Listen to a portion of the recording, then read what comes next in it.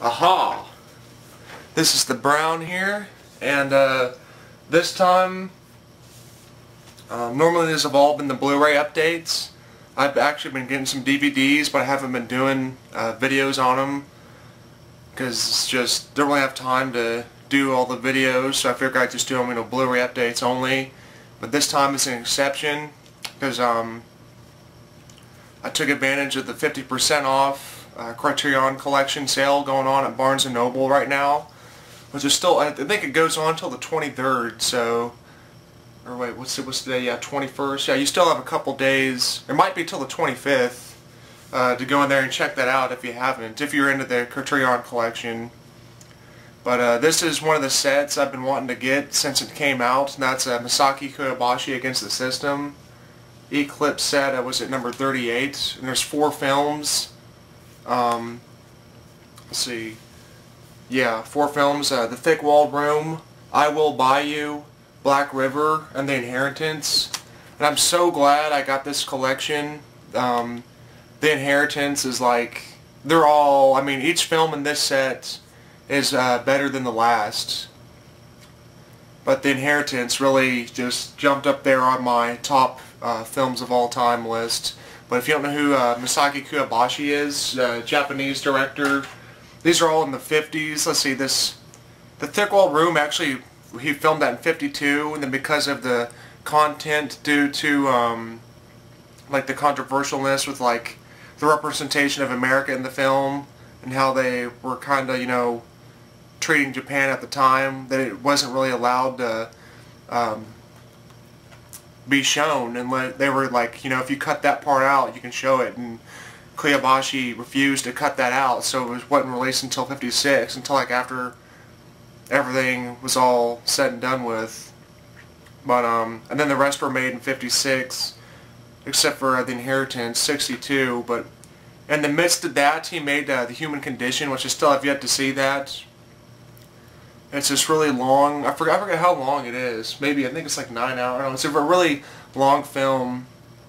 But originally the only film I've seen by him is Criterion, which is just, I mean, one of the most beautiful films ever made.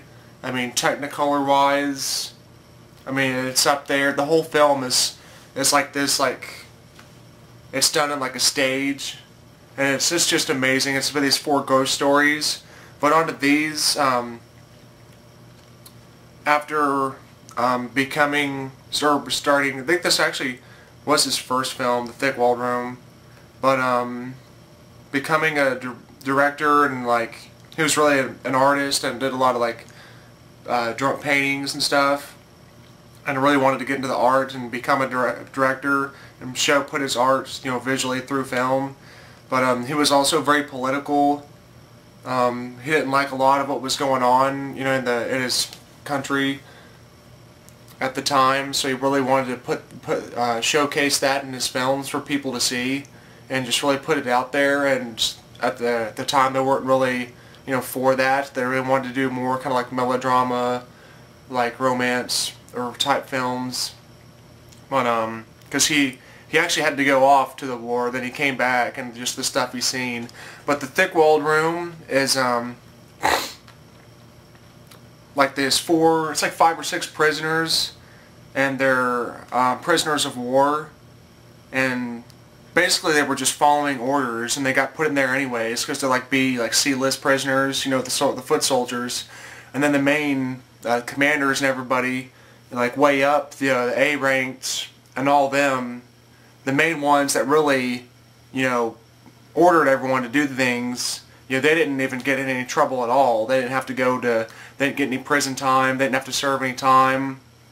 And it's really about them, or it's about the like I was saying, the 5. It kind of goes around 4 or 5 different prisoners, but they're stuck in this prison for just years, and you know, it's around the time where, I mean, the country and like the government isn't sure to keep them in there, to release them. They're fixing to get released, and it's been going on like for like the last 10 years or so, and nobody can really just make up their mind as to what to do with the prisoners.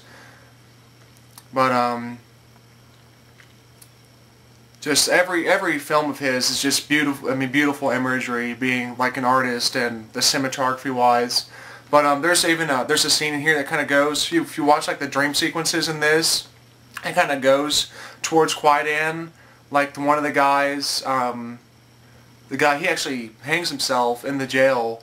He cracks up and loses it, but he has these images of like this wall, war-torn wall behind him, and then like you can see like the eye, like from the eye of Criterion, from the woman of the wood, woman of the forest, spirit woman of the forest scene.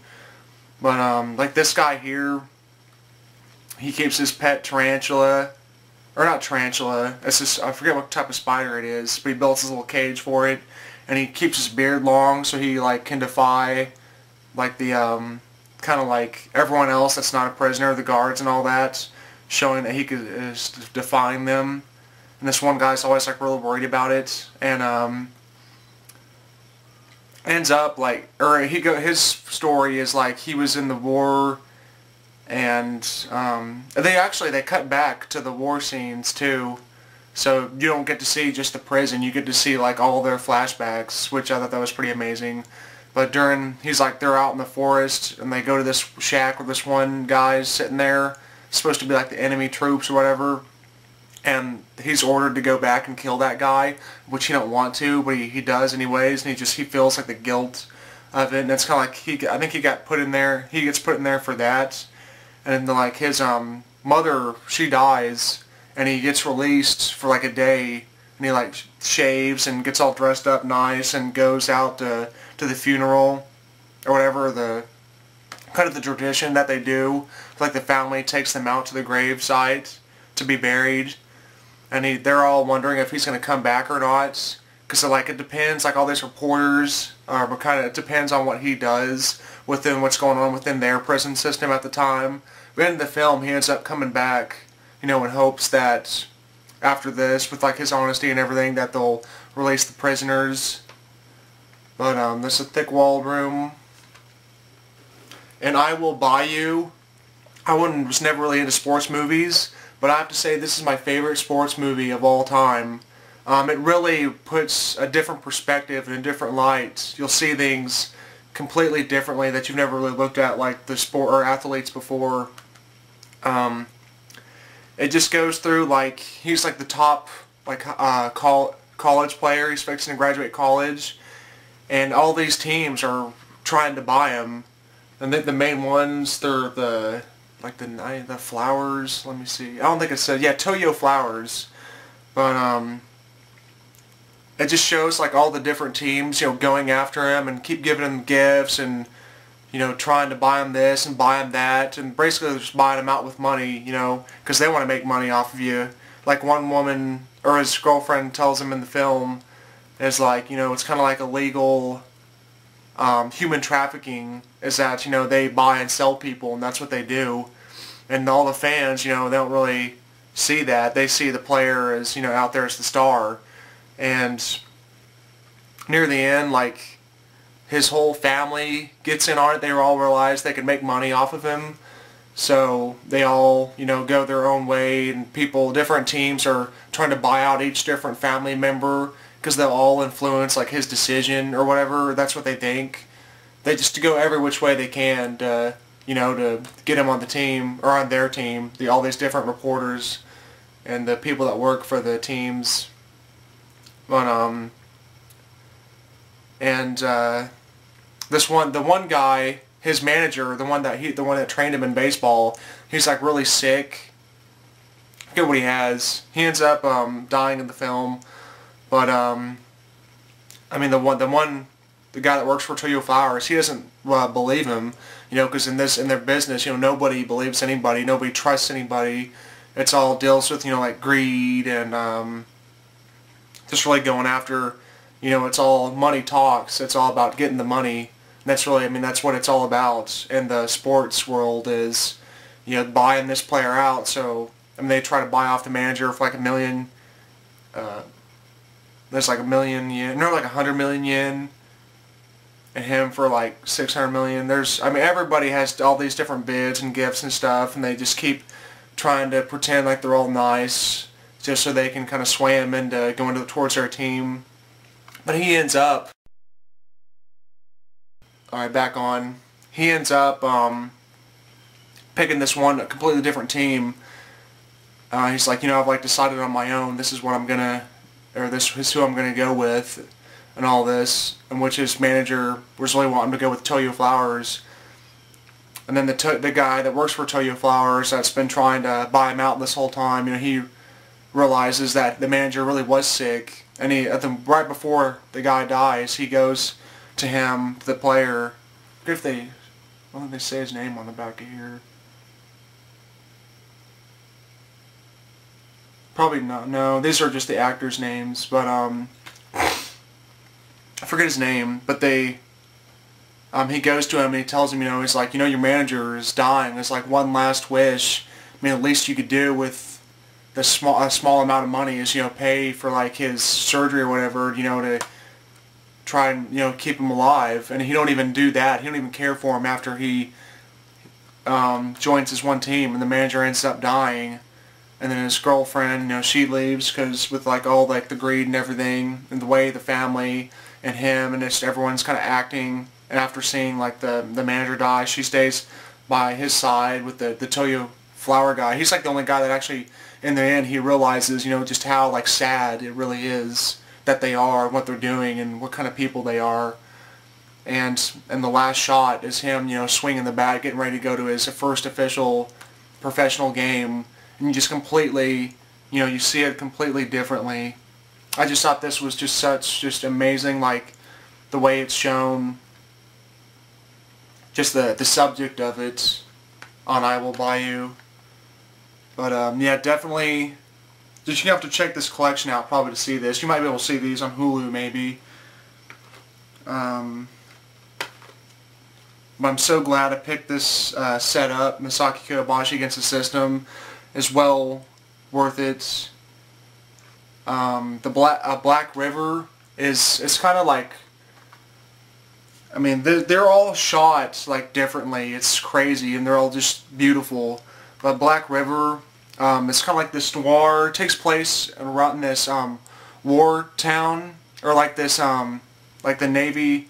I think it's the Navy. Yeah, the Navy town in Japan, and like all the poor like villagers live there, and it just shows like how at the time, because of like these Navy or base towns, because of right after like the Pearl Harbor and the Japan War and all that, they come over and they set up all these bars, and like they like prostitution, and like, you know, just like the brothels and stuff like that. And within these towns, the people are so poor, and with like all the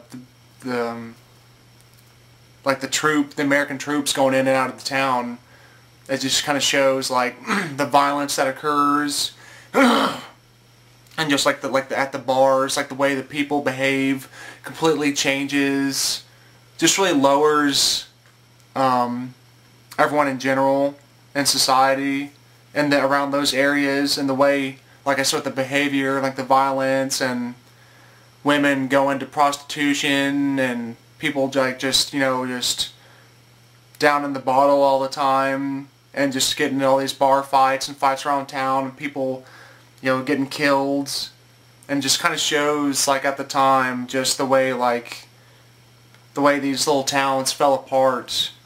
But Black River, he actually uses an actor from this, and he'll bring him on over to The Inheritance. There's a guy called Killer Joe. I think the main guy is Nishida, and there's I like how it goes around each different little. They all run like 2 hours, but they go around. They make them all feel so realistic because they follow so many different characters, and there's never really like a midpoint in the films. You never really know when the film's going to end because it just goes so well, and it just realistically bringing these up. I like the way in the beginning of this, the opening, they have like all these different like cutout like newspaper clips for the opening shot, showing like different title stuff. But just the whole feel of the film, and the way it was, the camera, the way it was filmed, brings out like that really kind of fun, jazzy. It's like a noir. It's a noir, yet it's how to explain it. You just have to see this. It's just beautiful. Like the shot right there. But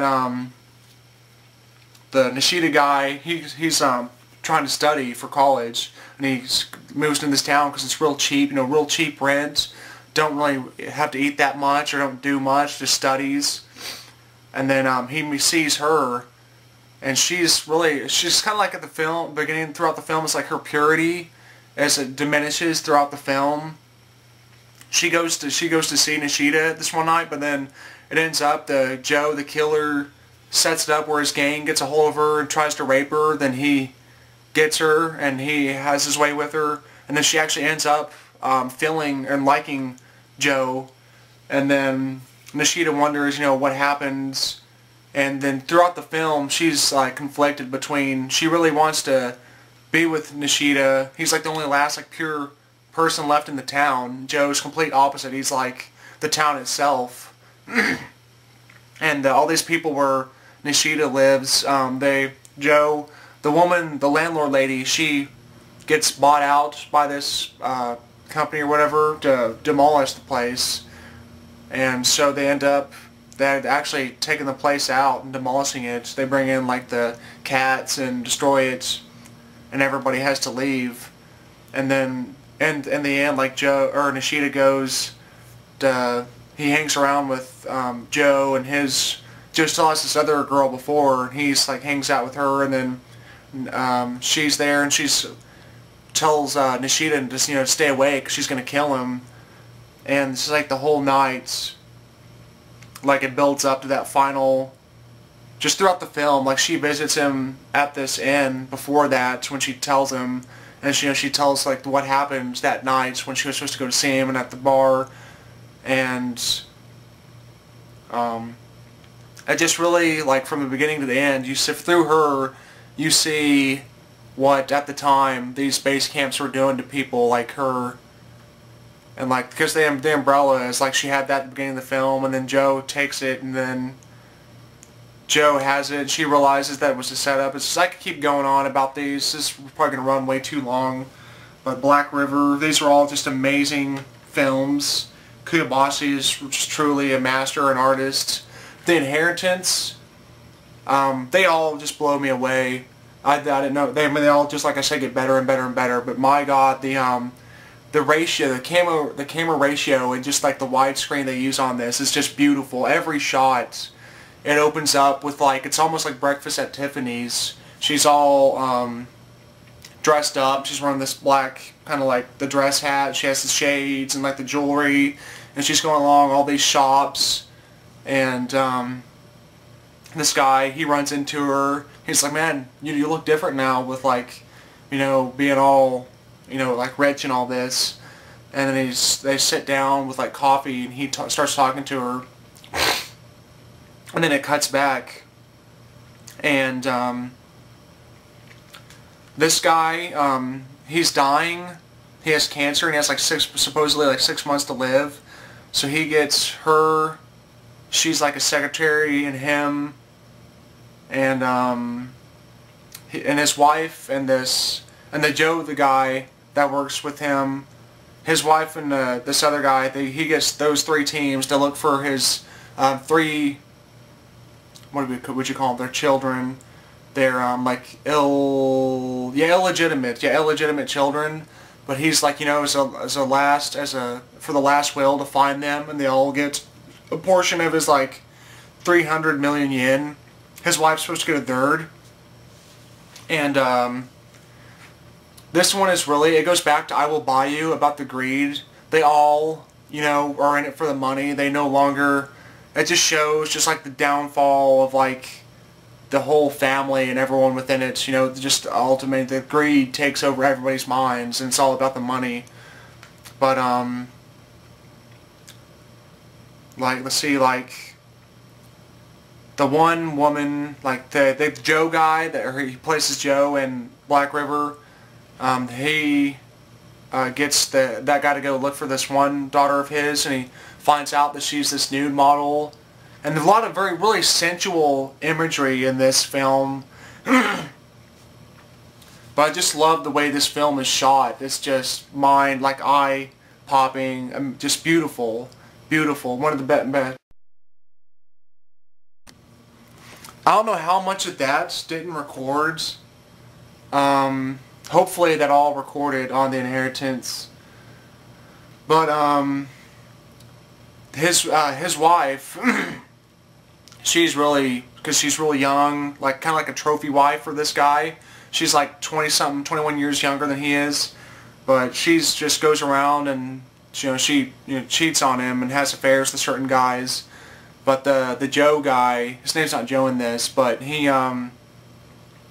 she tells the Joe guy that if like she'll give him like 2 million yen or whatever if he pretends, or if he says that he doesn't find the daughter, but he ends up finding the daughter, and he's like, she's lives in this really kind of poor family, and she's like, I'll go 50-50 with you, 50 million for me and 50 million for you. So he's like, yeah, I can make money off this. So he goes out there trying to get money that way, and he ends up like trying to get her all dressed up and like clean her act out towards the end when she goes to meet him, to try and get him to to see that she's a good daughter.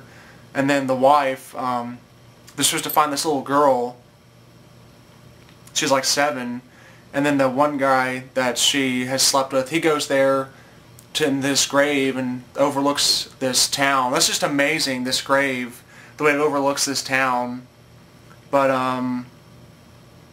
that he sees that she's dead, that she's passed away. So they find this other little girl, and they cheat when they alter the birth certificate, and they try to get through it.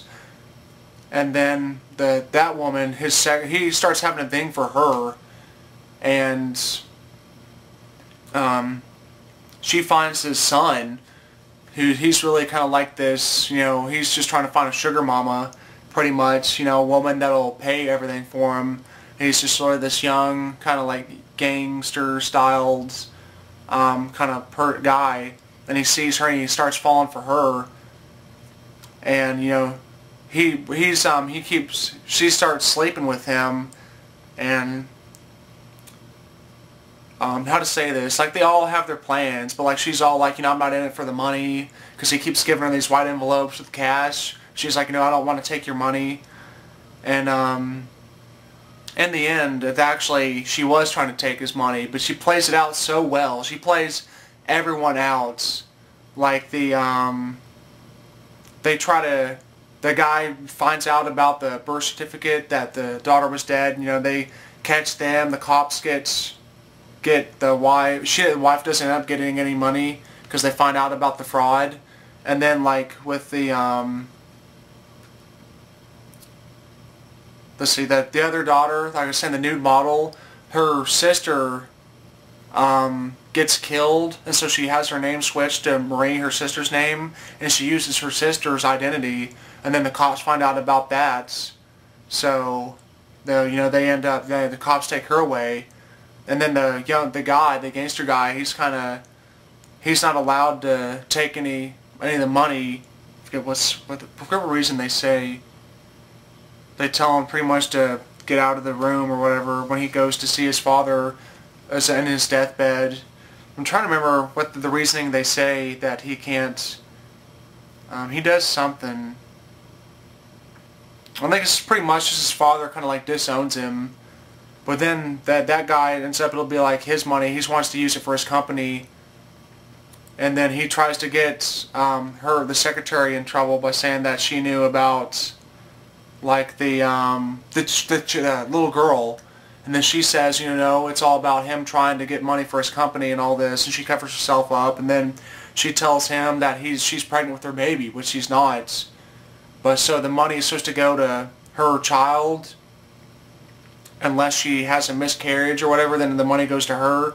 Well, she never actually really is having this child, but she plays it off like that, and then it loops back around to the opening sequence where her and him are sitting in the cafe, she's had all the money, and the guy, he tries to sucker her into this plan again to put her in this fraud where he can get the money from her, but she doesn't fall for it. She's like, I've got all this money now, play it safe, and just keep that and hang on to it, and she walks off like kind of with this grin on her face. But But then it just shows like the kind of like the greed within. When it comes down to money, it just destroys like people's souls and the family, what they'll do to one another. But I mean, just such a beautiful film. These are all amazingly shot. Like I said, every film in this is like better than the last. Thick Walled Room, I Will Buy You, Black River, and The Inheritance. And definitely, if you're a Criterion fan, or if you're into Japanese cinema, if you're at that Criterion 50% off sale, you don't know what to buy, you know, if you're looking for a good blind buy, get this right here. Just amazing set, Clip Series 38s. You definitely will not regret this. But there's the back of it. And they all kind of like it shows images from the film. That's like from Black River. And you've got, let's see here, from Black River, Thick Walled Room, I Will Buy You. That's from The Inheritance. Thick Walled Room, Black River, The Inheritance. Just amazing. I'm gonna shut my mouth. Koyabashi, one of the true masters of cinema. And this set is easily and worth, really so glad I have this now, worth having in the collection. I can watch these films over again. And that is my review on the Masaki Koyabashi Against the System sets by Criterion, Clip Series 38. And thank you for watching, and check out that Barnes & Noble sale.